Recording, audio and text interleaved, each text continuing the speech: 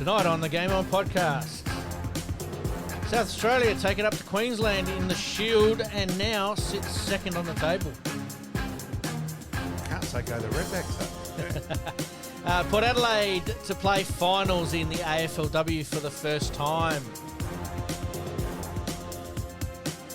And a record no one wants. Tasmania destroy Western Australia, losing 8-1. It was like a kid's scoreboard. It was lovely. It was. All right, let's do this. Welcome to the Game On podcast. My name's Pete, once again joined here in the studio with Malcolm. And let's start off with a bit of cricket. But before we do that, mate, I've got a little something to play here. I couldn't believe my ears.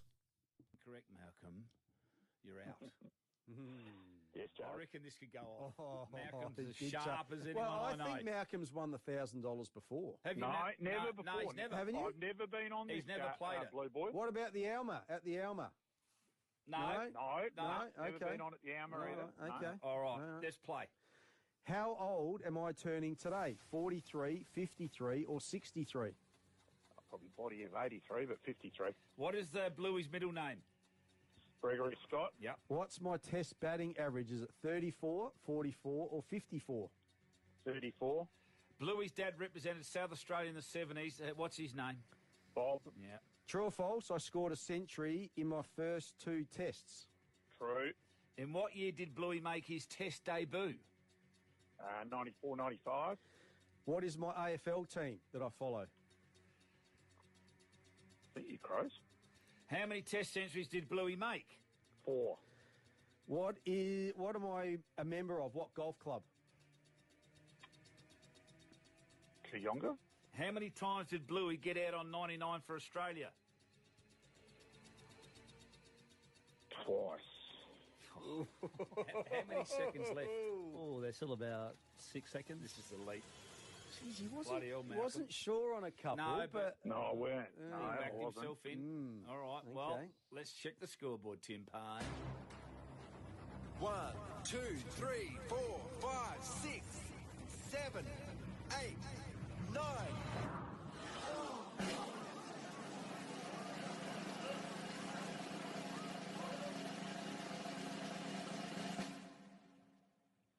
Ten correct.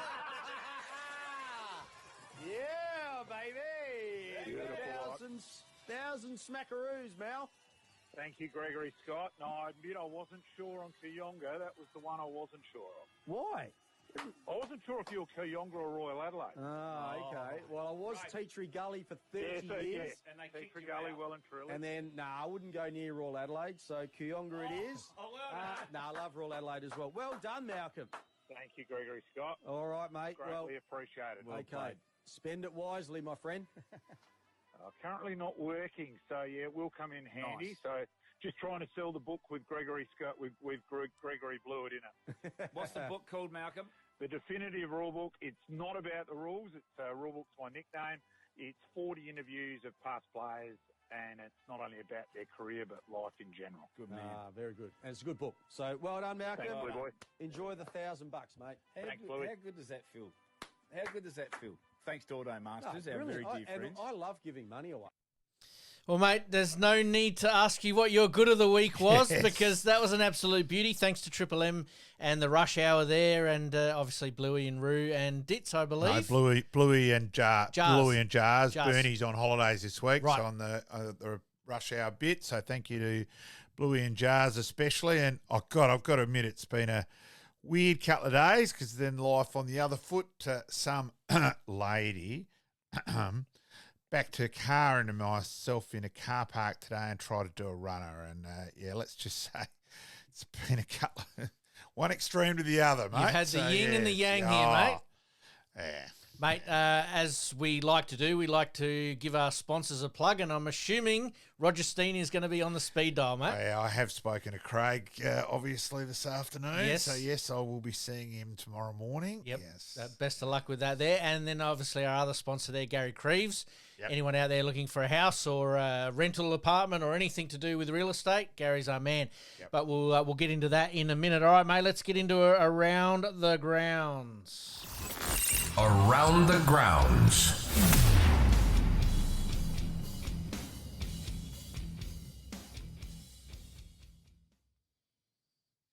All right, today we're going to talk a little bit later on about the basketball, the AFL and the AFLW. But now that it's officially cricket season, we better start off with the cricket, mate. What a win for South Australia against Queensland. Yeah, fantastic start in terms of, so we've drawn with New South Wales and then beaten Queensland away and beat Queensland last year in Brisbane as well. So it's been I've got to find out when's that last time it's happened. It is ages. Yes. So, yeah, great win. Look, set up by Nathan McSweeney and Alex Carey and Henry Hunt, all at various stages with a bat. Kez had a great game. Yes. 9 catches overall. Nathan McAndrew, 8 wickets for the game, 5 for in the second innings. And at one stage it looked like Queensland were going to hang on for a draw, and then they collapsed. They lost 6-1. Yep. Actually, I've forgotten about that in terms of that yes. regard. So they were going down like 9 pins. So yeah, I admit there was a bit of celebration when that was happening, and yeah, so we're second, and we play Victoria coming up later in the week here. Of course, with the Australia A game, and yet to see the squads, and so it's going to be interesting to see. With the squads in that regard. We'll talk about that one in a minute, but South Australia, and you're the stats man here, and I'm sure you would have some idea, but 2 wins away in a row, that's probably the first time in a while. So we had a draw and then a win, but it's 2 wins in a row in terms of playing in Queensland, winning last season and this season. But that's a win and a draw against some quality opposition, probably for the first time in a little while here that we've seen that. And now it just makes a massive game against Victoria. Victoria beat New South Wales. Yep. So basically very similar on the table. So a huge game setting up this week. They've also lost guys to Australia. So, yeah. It sort of balances itself out. Yeah, it does. But, McSweeney, I'm not sure.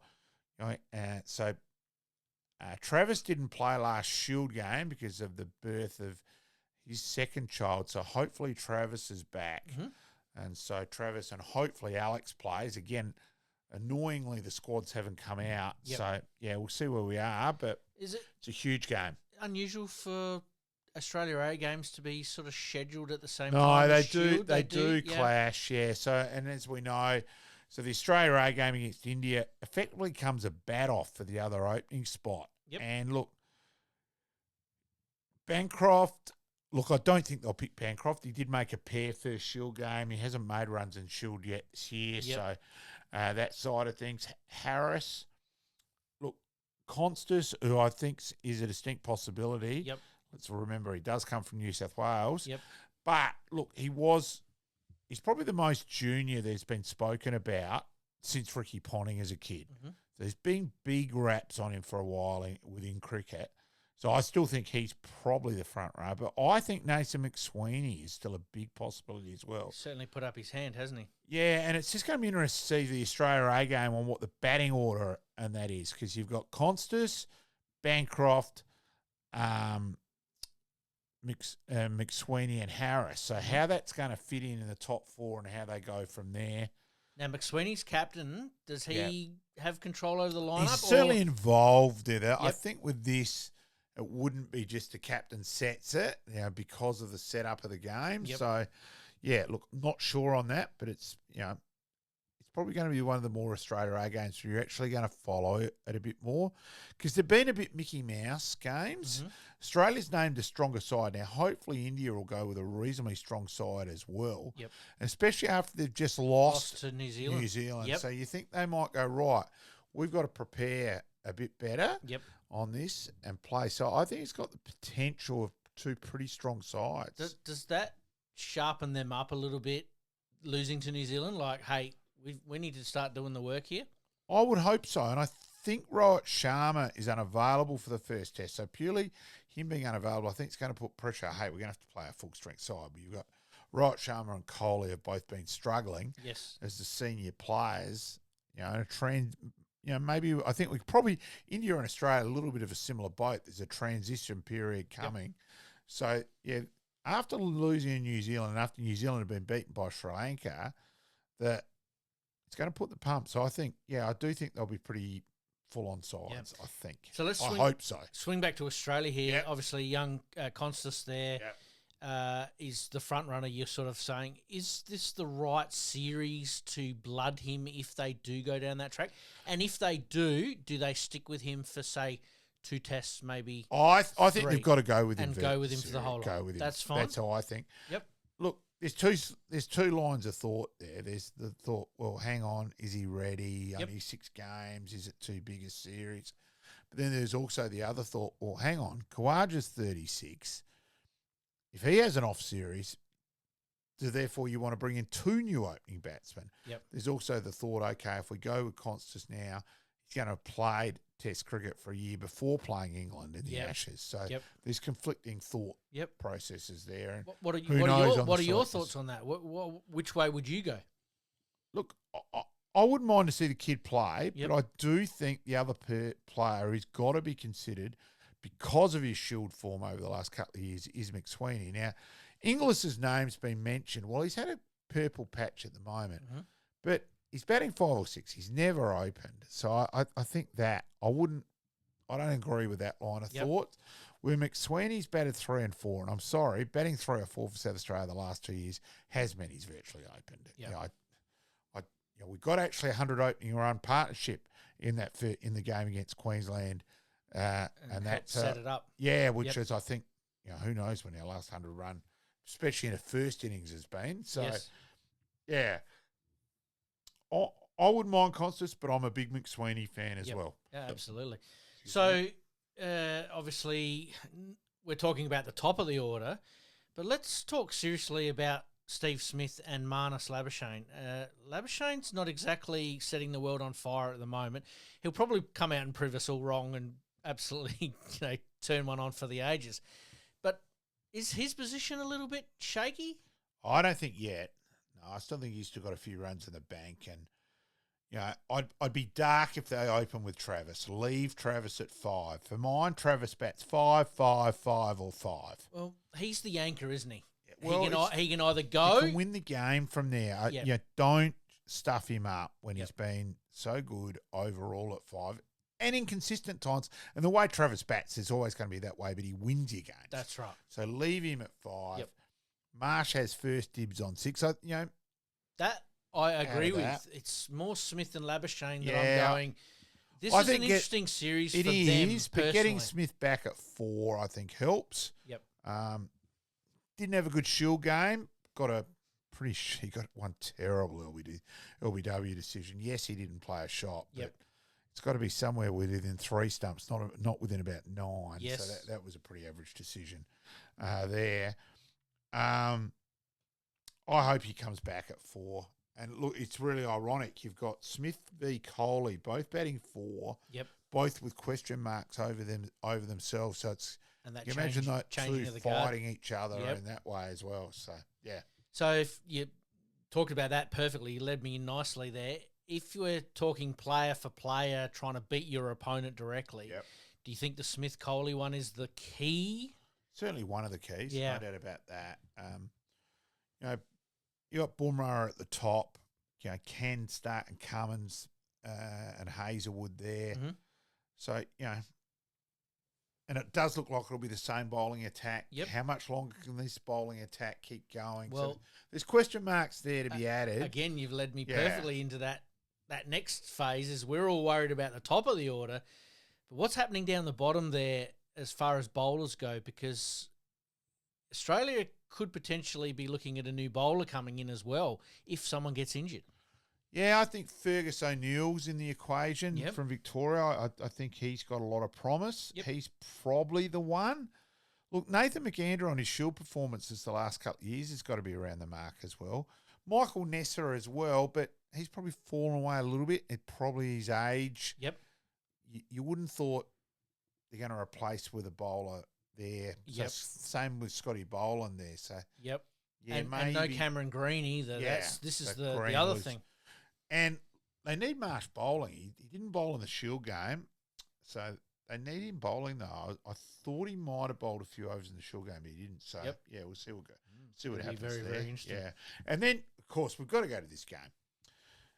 So 1 days, and in how many times this happens, all three teams who lost the Shield game won the one days. That happens so often overall. Do you think it's a freewheeling type thing? Like, we lost this one. Oh, well, we'll just go out and have a bit of fun and get the result? Or I more think you learn more from losses, and I reckon they might be then a bit more switched on. I was really surprised that South Australia won the toss and batted up in Queensland with the early start. Yes. I thought we would have bowled. Yep. So I was surprised at that. And Nathan McSweeney virtually led a lone hand, got 137 out of 220. Yep. So, yeah. But WA, they're 2 for 53 against Tasmania. So you'd think that stage for reasonably okay evenly start. poised Yep. sort of thing. About 20 minutes later, they're all out for 54. Yep. So 6 ducks. Inglis was their third or fourth top scorer with 1. Yep. So it looked like a little kid's score sheet. Yes. It was quite amusing. And do you know that 8 for 1, the one run that came from that was from a wide. Yeah. Yeah, That incredible. is incredible, isn't it? And so Bo Webster got 6. And Billy Stanlake, who's was regarded as a bit of promise, Queenslander. Of course, he played for the Strikers at one stage. So we probably knew him more from 2020. But he played the one day for Tasmania there. He's down there, and he got 3 for as well. So it'd be good to see Billy come back from, because he's had a lot of injuries. So, yeah. So, anyway. Very interesting. Yep. It's definitely not a score you want to be, looking at for too long. Get over it and get on to the next one. Crazy. How do we see the South Australian team? I was nearly going to say the Redbacks there because we did mention it earlier. How do we see the South Australian team performing in the one dayers? Well, that was our first loss. We'd had 1 win, 1 draw, and a loss. So now that puts us middle of the road-ish. Yep. So, yeah, it was disappointing because I think we have got a good one-day side on paper. Yep. They need Fraser McGurk to get some runs, though.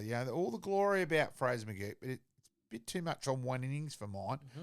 He played his first games for West Torrens on the weekend and the previous weekend, and it was got first ballers and made 2 in this game. So there's a bit of, for mine, Fraser, let's see him instead of talk, walk the walk a bit. Switch on a little bit and start getting some runs, no matter hopefully. where you're playing. Yeah, absolutely. You mentioned that South Australia taking on Victoria this week in the Shield. Yeah. What are your thoughts on that? And obviously, I know we've got players that are going to be in and out because of the Australia A side of things. Where do you see us sort of placing in this game? Well, as I said, it's so hard without seeing the sides. I'm really not sure who'll come in because you lose McSweeney, Buckingham.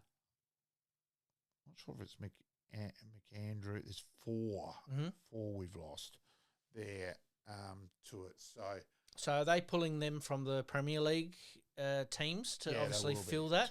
So then that leads me into my next part about the local cricket, what's been going on there and who's been sort of scoring runs that might come into the Redbacks. Oh, there's a few players in the mix. Well, of course, we don't know if Travis and Alex play. There's 2 of your six spots covered. As it is. Yep. And so Connor McInerney, part of 100, he'll open, I think, with Henry. So with Henry Hunt.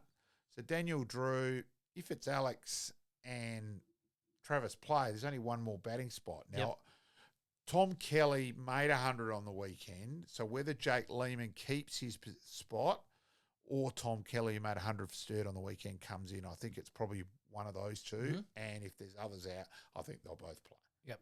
Yeah, so I think that's probably the way it'll go. I'm certainly going to be watching with interest over the next day or 2. I'm not sure whether they'll decide whether Spencer Johnson's had enough overs under his belt to play a Shield game. Right. Not sure on that. Let's keep with the local flavour. Round 1 results finalised. Yeah, so West Torrens defeated Port Adelaide. Yep. There. Let's go to it. Kensington did defeat Teatree Gully. Yes. We're going to go. We will go to it. Let's click on. I should have done that. At the No, start. all good. At least I know exactly where I'm going. No, that's all right. But also, the cricket grounds, a little bit like the lawn bowls at the moment, are in absolutely pristine condition.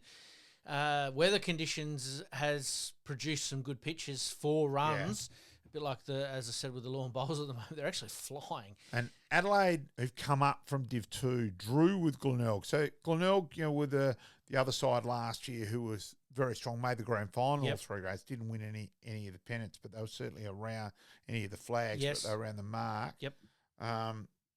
For Adelaide, Noah McFadden made 100, and Surah Rajesh, who had a very good year last year Yes. in Div 2, now made 81. So I think he's a name they'll be looking at, sort of thing, moving forward. Mm-hmm. You did have, as I said, Tom Kelly made 100. I was a little bit surprised he batted number 6. I'm more a fan. Hang on.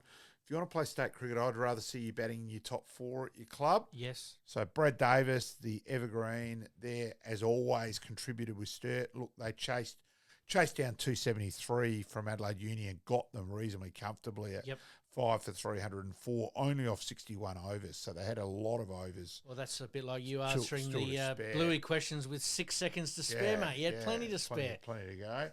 So for Uni, Sam Elder with 58, and Sam Darling, son of Rick. We've had Rick before on the show. Yep. He made 76. So, but then Sturt, Harry Mathias, who's in the state squad with 51. He's the 3rd keeper in the state squad with Harry Nielsen. Yep. Brad Davis, 76. And as I said, Tom Kelly, 106, only off 81 balls. He obviously didn't feel like running much because it was 10 fours and 6 sixes. So he didn't run too much, TK. Obviously, we've had TK on the show as well. We have. So there, as we said, Kensington chased down their target of 244 reasonably comfortably as well. An Irish lad, Stephen Donoghue, he's come out from Ireland. He got 48. He's been very good in all games in the other games. Yes. The warm-ups, pre-season. He got runs in the one days Yes. as well. So he's been good.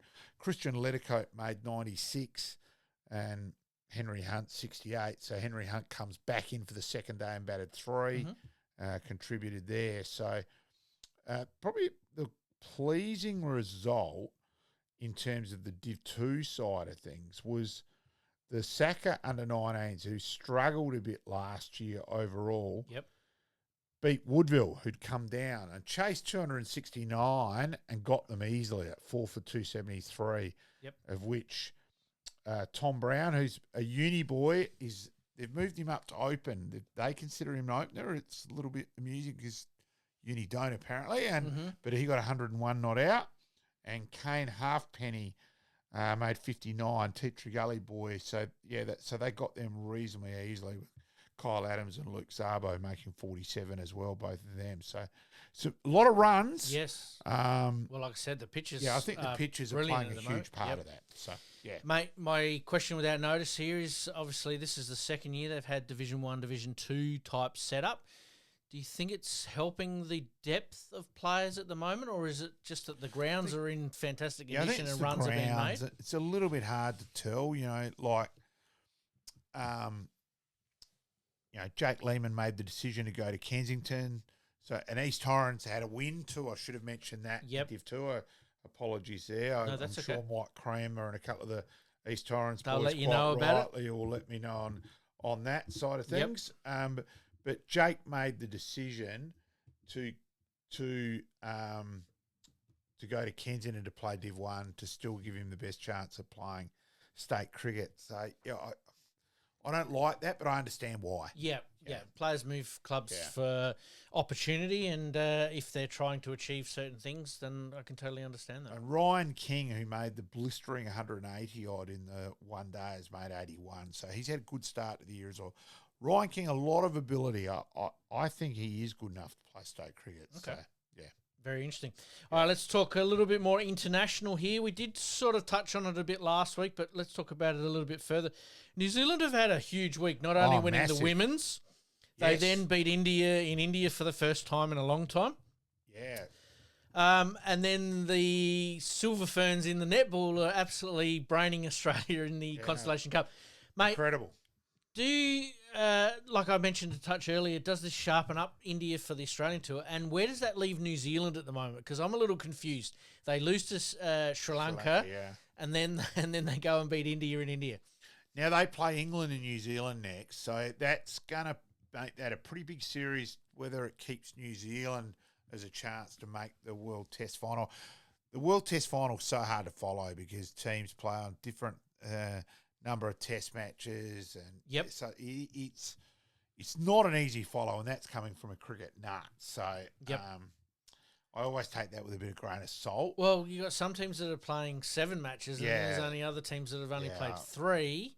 Yeah, it's a bit crazy. It does make it very, very interesting, that's for sure. But huge result for New Zealand, and let's remember, Kane Williamson hasn't played either.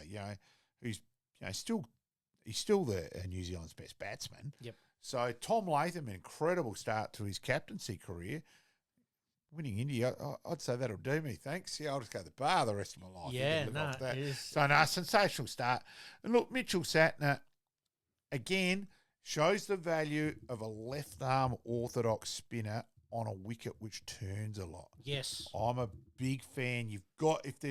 If you get a Bunsen burner, you play a left-arm orthodox. Yep. We showed it. Stephen O'Keefe got 10 for it, and then because basically the guy who just doesn't spin it much. It spins enough on the Bunsen burner to get the nick or bowl the guy. Yep. The guy turns it a fair bit. The guy plays and misses and it spins past. So, so he had 12 wickets for the game. So he had a huge and a run out. He ran pant out for us in the second innings for Nord. So he had an incredible test match. Absolutely.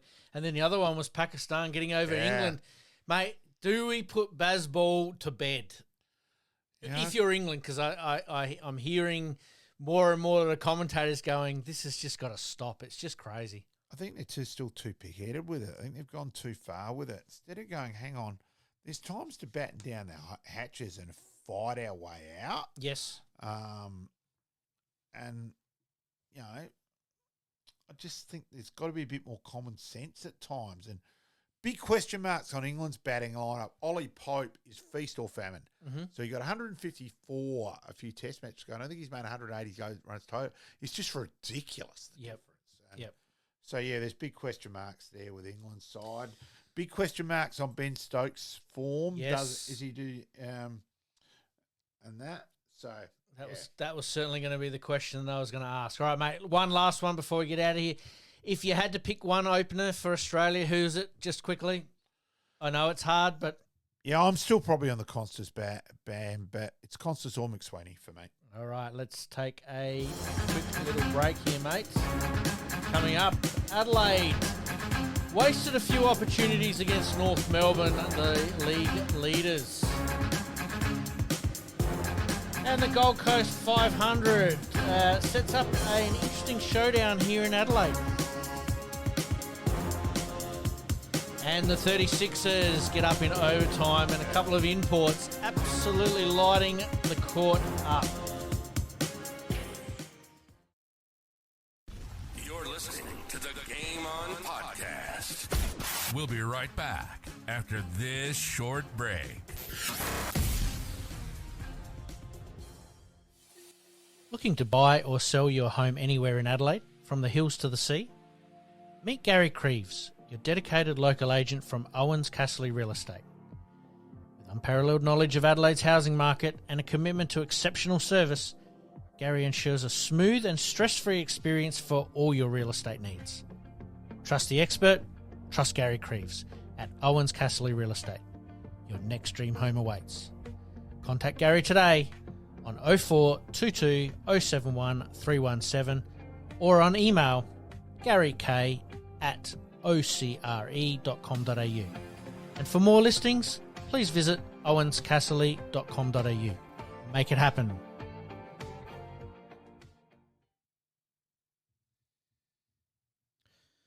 All right, welcome back to Around the Grounds. The AFL has finally been put onto the second page here, mate, and things are heating up as far as the draft goes. Potential number one, Levi Ashcroft. Yep. I'll be disappointed if he's not called out number one. Make Brisbane pay as many points as possible. You know Brisbane's going to pick him. Yes. So make him pay the point. Make him play the maximum points. I couldn't work that out with Nick Dacos where they let him slide down a few and the bit to say, it's not as prestigious as the number one draft choice. No, stop being nice. It's stupid. Absolutely. Finn O'Sullivan looks like again, phantom drafts here. You know, you can take it with a pinch of salt. The top 10 or top 12 could potentially be number one, really, apart from probably Ashcroft there. Very interesting that O'Sullivan there, I did hear an interview actually with him on the radio tonight, a bit of a Tigers fan, so potentially getting to the Tigers might happen considering Richmond have quite a few picks. Yeah, and we've got to wait and see whether they manage to do a deal with North Melbourne and get number 2, or whether that gets him there, or does he go to Carlton at 3? Yes. So there's still lots of things there. Sam Laylor looks like being the number 4 pick at this stage, or the 4th in this phantom draft. Yeah, I think Draper's still a big chance to go to Carlton too at 3. I think that's. I hope not, because I want Adelaide to pick him. Yep. So if he's available and Adelaide don't pick him, I think it'll be crazy, personally. So if Carlton get Draper and the 2 Camperali brothers, they are in the window well and truly, aren't they? I think Draper's a far bigger pickup than the other. No, I get that, but I'm just saying to get all 3 through the door would be a huge effort. Yeah, they'll get the Camperellis on points base. Look, let's just see how the Camperellis go. I've got big question marks there. I think Ben's more a chance than Lucas. Yep. That's my own opinion. Let's wait and see how correct that is. Yep, fair and enough. that's what you're doing when you watch. And I think that seems to be the genuine concern around the trap, so we'll see. And we're here to form opinions on what we see sometimes and what we don't see. Oh, exactly. Things can change. Murphy Reid looks like could be in that top 5, top 6. Draper, they're saying sliding to 7 potentially. But like I said, I think Adelaide will pick him if Carlton don't. And Josh Smiley as well with Alex Turayu. Yes. Rounding out sort of that top 9, top 10 there. So really looking forward to seeing how this one plays out, mate. It's going to be an interesting draft. Yeah, it will. Next year's draft, obviously not as strong, so you've really almost got to bank these points now, don't you? Yeah, I always take that with a grain of salt too. Like, this draft wasn't spoken anywhere near as much 12 months ago.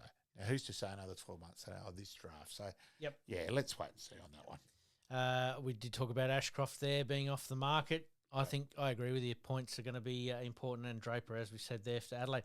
The other one for me was, does Scotty Welsh's son get to Adelaide as a father's son, and does that mean that all Adelaide list spots will then be filled? I think it is. I'm trying to remember whether there's got to be one other, or there's one other choice as well. Yeah, because you've got category Bs, rookies. It's so complicated as well. A lot more complicated than it used to be, and I think the minimum choice numbers has changed. And all that. Look, I think he'll end up at Adelaide. Yeah, I'll be surprised if they don't. I think they've invested too much in Tyler not to pick him. They got him over from Woodville West Torrens to play in the SNFL team, so you would expect that would continue. Yeah.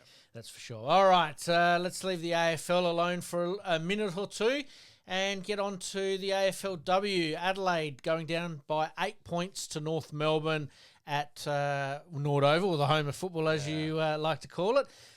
You would have been on the scoreboard. Yes, Adelaide wasted some opportunities, mate. They certainly did. They missed a couple of sitters. And Hutch, I think they missed one from 3 or 4 yards out. And they had enough opportunities and inside 50s and all that. They lack a quality crummer. Martin and Whitehouse try hard. Yes. But lack a bit of polish.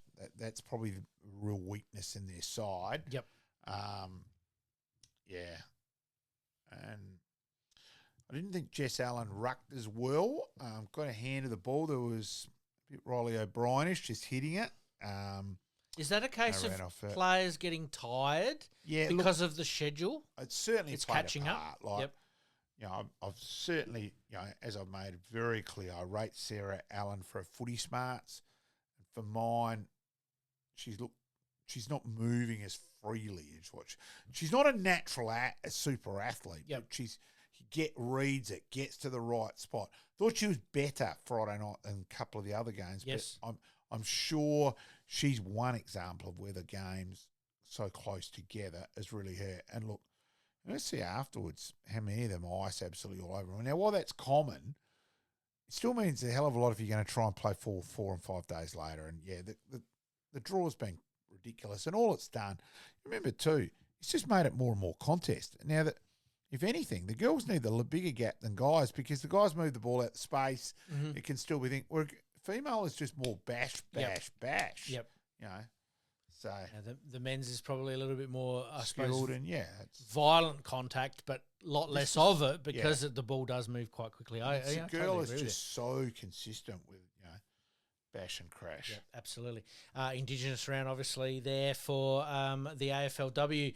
The Hawthorn Hawks getting up over Melbourne there by 8 points. Yep. Hawthorn have gone to another level this year. They're almost doing what the male counterparts have done as well. Yeah, no, they've one of the sides that came in later, they've been very good. So full credits to the Hawks. Absolutely. Port Adelaide's are on a hot streak at the moment, and now they will definitely play finals for the first time in the AFLW. Yeah, unless there's a monumental results go. Yeah, totally but the other they'll way. beat the Giants But beating the Suns by 34 points certainly looked the better of the two teams. Their structure at the moment is actually very, very good. Yeah, well, so you get Shoals and Shoals come in, Window. So they picked up a couple of the better Adelaide girls who previously would have been at Adelaide. Yes. So that's where it's sort of evened it itself right out. out. And if Indy Rashid ends up at Port as well, this next bit, as I've said numerous times, she'll be the best player in the comp within 3 years. That's going to be huge as well. And Adelaide's ageing list, they need to think about what's coming up for the future as well. Yeah. Matty Clark's got a bit of a tough job on his hands. Other winners were Geelong by 33 points. Essendon had a draw up in Darwin there against Richmond. 1 point win to the Western Bulldogs at various stages this year. They've struggled, but all of a sudden now have found a bit of form. Yeah, to their credit, they've been better because they'd had 3 games in a row where they hadn't kicked a goal. Jeez. Yep.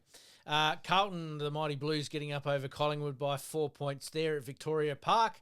And Brisbane absolutely doing almost a grand final job on Sydney there by 68 points. The two form teams once again are definitely North Melbourne and Brisbane, but Adelaide is still within striking distance if they put it together. And that was the talk afterwards where I think they went, well, hang on. We're actually pretty competitive there and we cost ourselves a game. It wasn't a case of North. Although I always thought North Melbourne looked a bit cleaner than Adelaide. Yes. But Adelaide had enough of the ball. Yep. I still thought North Melbourne's skills were a bit better overall. Yep, absolutely. Adelaide taking on Geelong this week down at Cardinia Park. Yeah, so big game. Hopefully they'll get a win and then at least compete from there. But, I think any home final, unfortunately, went out the door. Yep, no, fair enough. Port Adelaide will be playing, as you said, the Giants. Any thoughts on that one there, mate? I think be there for Craig Martin's show. So. Oh, of course, yes. So if it wasn't in the afternoon, I would certainly be attending as well. I'll Happy birthday to Craig, Yes. previous guest of ours, and we might get him on to talk some golf. I know he was pretty busy on the golf course last week as well. Collingwood taking on Melbourne. Tip? I don't think either team plays finals, do they? Melbourne sitting 9th at the moment. So Melbourne is slight. Yeah, I'll tip Melbourne. Yep. And slight chance still and all that. Yep. Eagles v the Swans. Eagles because it's in Perth. No, it's I'll Sydney. still go the Eagles. Yeah, I'm going to go the Eagles there. Yeah, I think Sydney Daisy's a bit disappointing. Daisy's done a very good job with West Coast there. Even better to get her out of the commentary box. North Melbourne taking on the Suns. North Melbourne. Carlton taking on Essendon. I'll go Essendon. I'm going to go Carlton, even though that they are 14th on the ladder. Yep. The Brisbane Lions taking on St Kilda. Brisbane for me. Hawthorn taking on Richmond. That's probably the game of the round. I'll go Hawthorn. Yep. And Fremantle taking on the Western Bulldogs. Yeah, I'll go Fremantle. Fair enough. This time next week, mate, we're going to have, obviously, finals ready and raring to play. So, huge time for the AFLW. Let's move on to basketball. Overtime win against the Taipans here in Adelaide, and Adelaide's imports are definitely showing the way. I may have been following this quite closely on the scoreboard. Yeah. And that got a bit more time at AFLW in that way. And, and they drew. We drew in overtime. So then I'd pack everything up. And knowing that it was the last game, I'd probably pack things up a bit more really precisely knowing that it was going to sit there now for months. Yes. So then clicked on and, before caught up with the illustrious Wayne Walker after the game, father of, and, delighted to see that Adelaide had got up in overtime. Absolutely. Definitely Adelaide are starting to get on a little bit of a roll. Is it a concern that the coach has got to fire up certain players or niggle certain players to get results? I think that happens all the time, and purely because the fact that Scotty Ninnis got unceremoniously sacked, we're probably watching a bit more closely and being a bit more harsh on the current coach than what we would be if the situation had been a bit more plateaued and that sort of things. Yep, fair enough. Adelaide heading over to, I believe, New Zealand. Yes, Breakers. The Breakers. Yep. Obviously looking for another win there and really cementing themselves in the guts of that ladder, basically. Yep. All right, let's move on to soccer very, very quickly. I was going to mention it a little bit later, but I'll mention it now. Yep. Adelaide United having a 1-1 draw on, was it Friday night at Cooper Stadium? No, Sunday. Sunday at Cooper Stadium. Yeah, a bizarre first goal. And if anyone hasn't seen Adelaide United's goal, have a look. It is quite amusing how it wasn't cleared there. So 1-1 draw against Central Coast. So reasonable. And taking on Western Sydney Wanderers. Round 3, Saturday the 2nd of November, 7:05 local time here in Adelaide. So. On Paramount Plus, 10 play and 10 bold. So plenty of opportunities there to watch the soccer. So good time slot. So absolutely. I'll see what my son's up to. Yep. No worries. I'm sure he'll get you involved. We'll talk a little bit more EPL in a minute, mate. But coming up, we've got Scotty BORLACE, part 1. Absolutely looking forward to that. And as you say, Sir Anthony Harvey.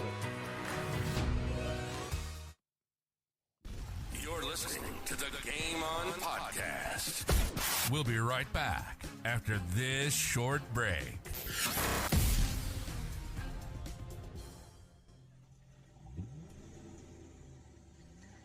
A dents and scratches putting a dent in your day?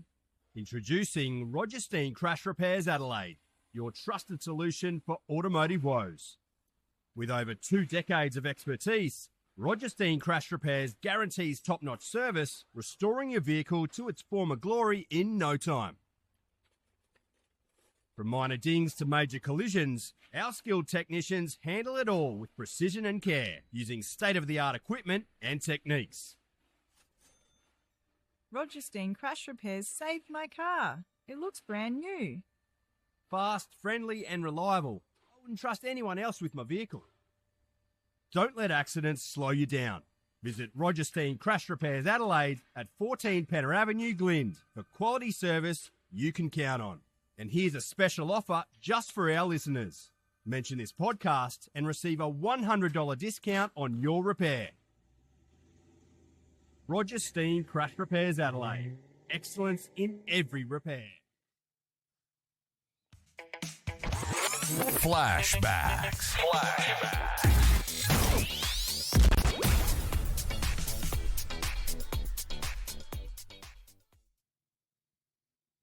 All right, mate, today on Flashbacks, we've a bit of a cricket theme today, and I couldn't go past the 1981-82 Sheffield Shield South Australian Redbacks, mate. Yes, no.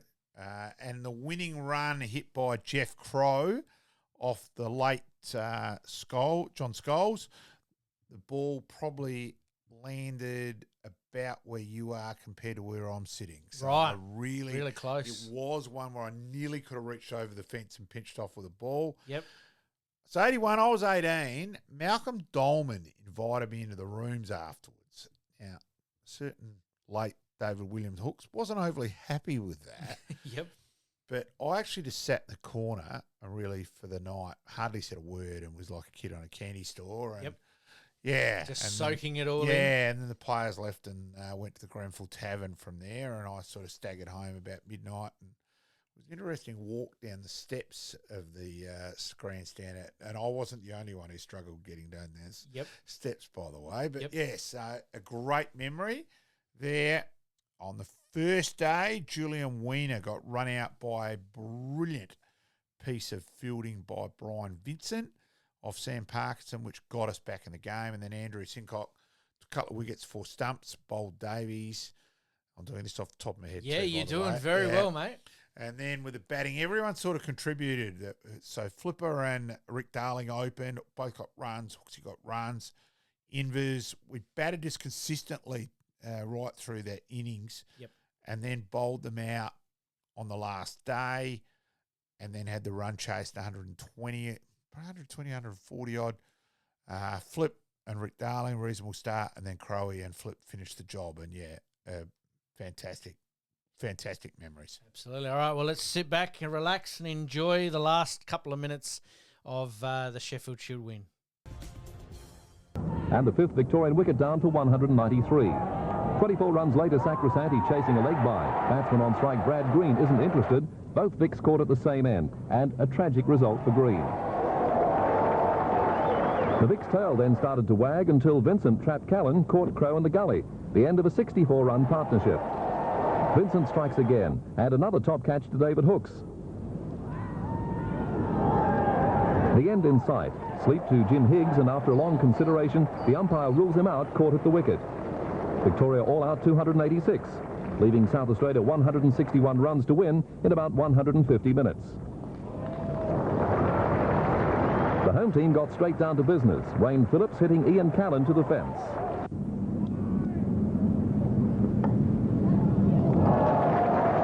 Callan again, and a delightful square cut into the pickets by Phillips. And the South Australians on the way to the 1981-82 Sheffield Shield. How's it feel? Bloody marvellous. You know, something that you don't sort of expect at the start of the year when you're bottom. All we tried to do this year was to be competitive, to finish somewhere in the middle of the table. That was our aim at the start of the year. We didn't have any grandiose ideas about finishing top. But all year we seem to have played pretty well, pretty consistently, pretty steadily, and the rewards are there now, aren't they? Do you feel pleased about rubbing New South Wales in the dirt today? Nothing gives me greater pleasure. Rick McCoskey wants to ring me up, I'll be by the phone waiting. Do you ever have any doubts about that tactic of batting on into yesterday? No, I think that, you know, if you look at the situation and if you do your sums correctly, it doesn't matter. I mean, and the way to describe that, of course, is that there were always going to be 300 runs scored yesterday and 300 today, which is 600 runs. We knew to win we had to bowl them out in 7 hours. Now, whether we started yesterday at 11 o'clock and bowled them out today at 12 and then made the runs, doesn't matter which way you do it, or whether you bat until tea and bowl them out tonight by 5 and make the remaining runs. We made 140 of our 300 yesterday. There it is, 301 runs total. So that's the way that we planned it. We knew that we had to bowl them out in 7 hours to win, whichever 7 hours we chose to bowl them out in. So it doesn't really matter. So we were pretty confident. We were quietly confident that if we could bowl them out, we'd win. It was a great team effort. Congratulations. Thanks very much, Tar.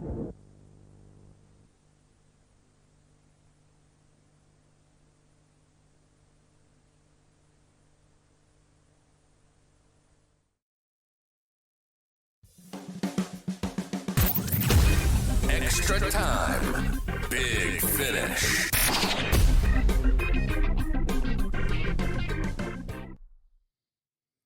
All right, mate, before we kick on, I'm sure you've got a couple of little memories there just at the end. Yeah, it was 160 odd. I was trying to remember how many we were chasing. I knew we recently always had it in control, so yeah, it was hard to remember exactly how many. But yeah, Hooksy moved himself on a whim to the gully. He said there's going to be a catch, go to the gully next ball, and sure enough it was. He got it. He did that sort of thing, Hooksy, in terms of, you know, fly by the pants, but go with his gut feel, and geez, a lot of the time it came off. Absolutely.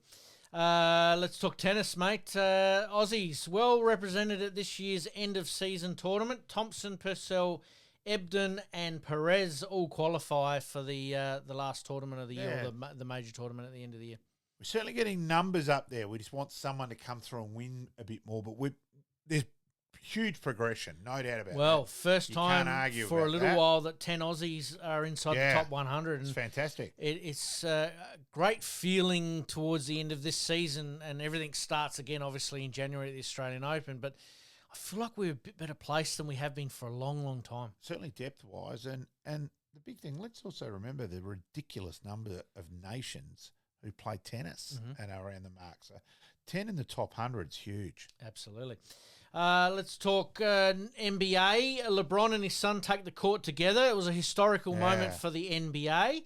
But his son didn't quite live up to expectations. They think that he might be heading back down to the G League. Yeah. Well, but yeah, still a great memory for the two of them. Yep. And a good springboard as well. Yeah, hopefully. Let's talk motorsport. Gold Coast 500 was run and won. Brody Kostecki was the winner there.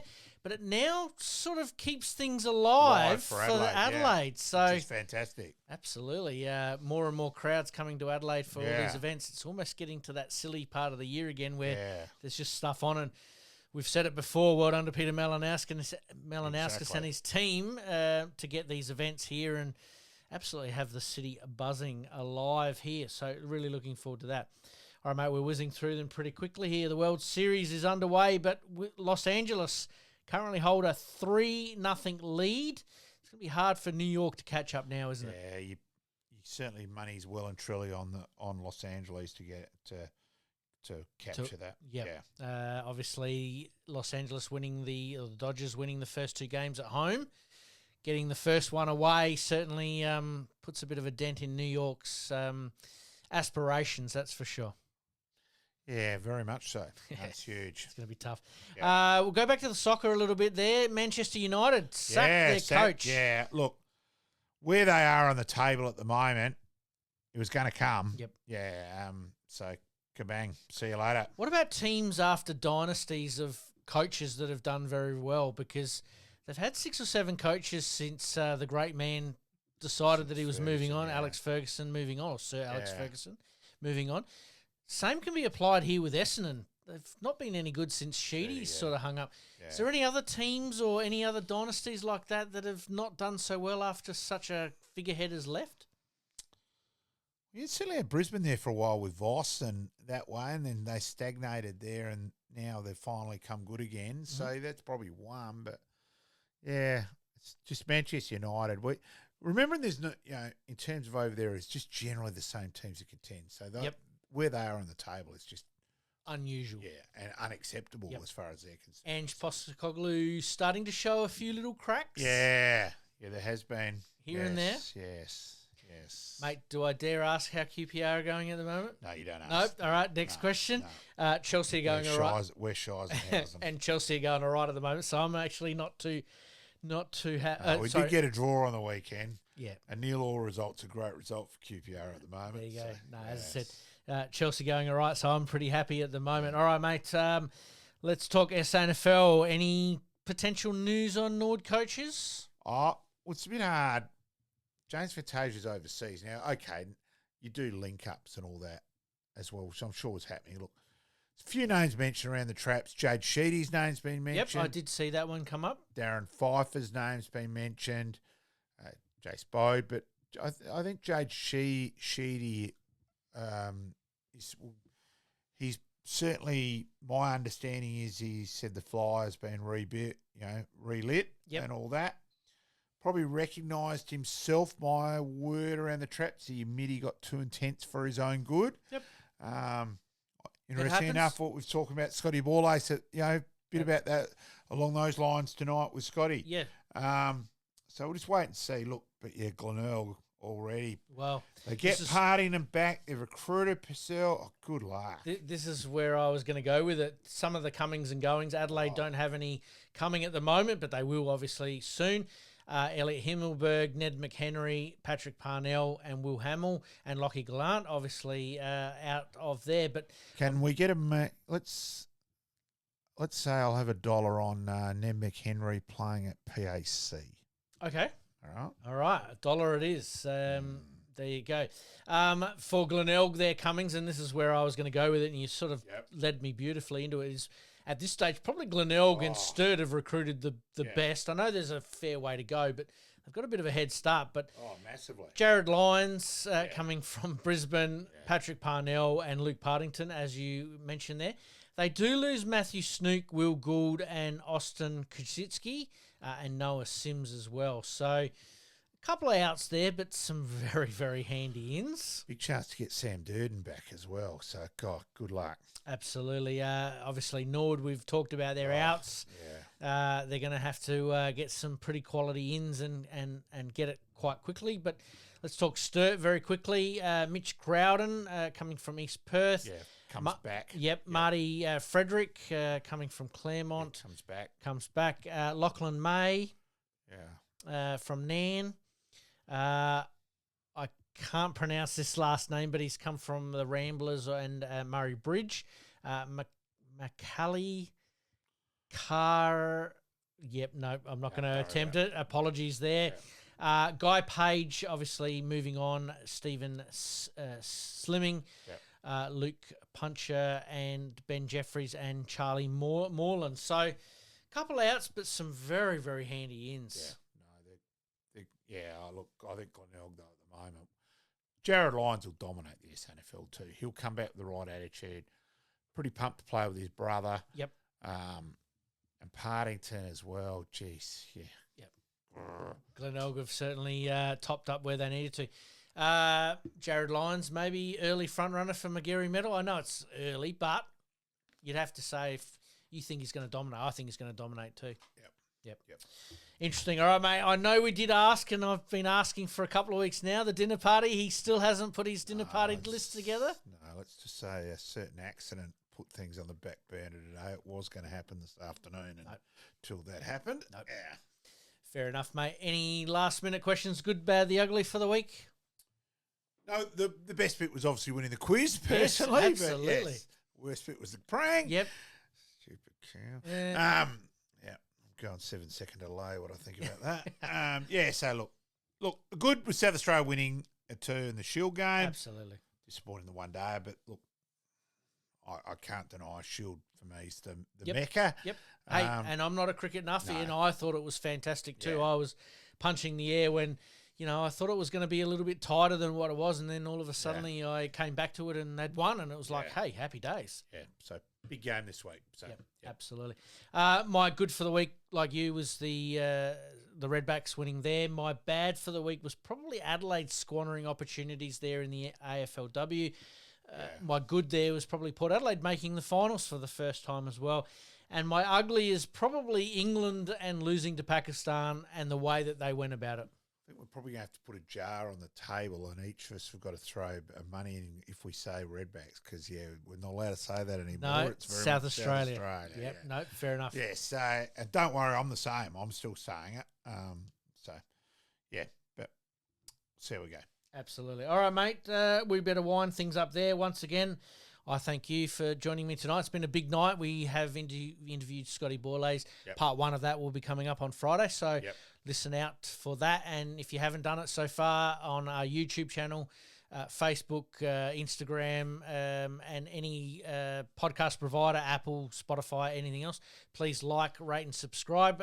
Those numbers certainly help us. Yep, and get encourage your mates to listen as well. Absolutely, mate. Thank you very much. Thanks, and mate. as per usual, we promise to do better next time. Thanks, mate. In this crazy world we live in, we all need the distraction. Enjoying the show? Like, rate, and subscribe. Hook up and connect with us on social media at Sportscast SA. We'll see you next time on Game On.